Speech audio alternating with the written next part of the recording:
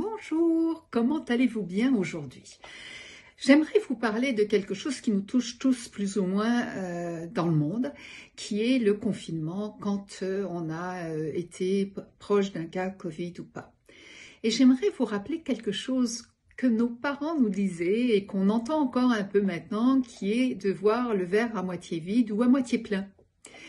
Quand on se retrouve parce qu'on a été en contact avec quelqu'un et qu'on doit se confiner, certains le voient comme la pire calamité et je comprends que par moments, ça n'est pas évident. Quand on a des jeunes enfants, quand on travaille à l'extérieur, quand on a des obligations, ça nous fait un peu jongler.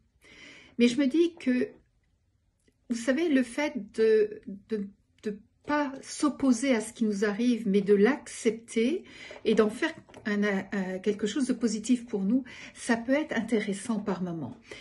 Je m'explique.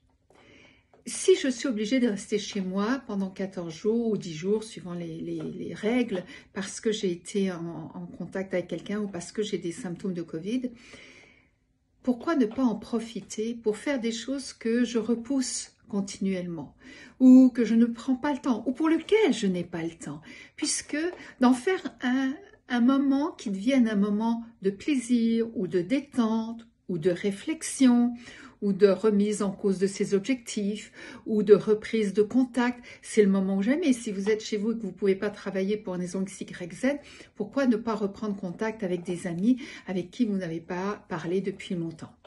Et si vous êtes malade, le temps de vous reposer et de recharger vos batteries parce que vous en avez besoin.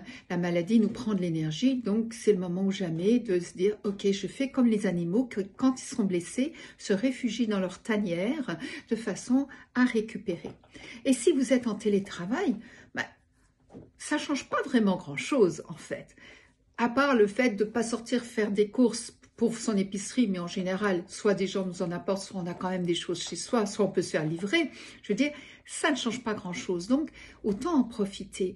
Faire en sorte que ça devienne un moment plaisant, parce que de toute manière, il y a une contrainte, alors autant la tourner de manière à en faire quelque chose le plus agréable possible.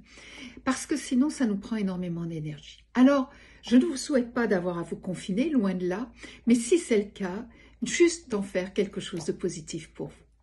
Sur ce, je vous dis à bientôt. Bye bye.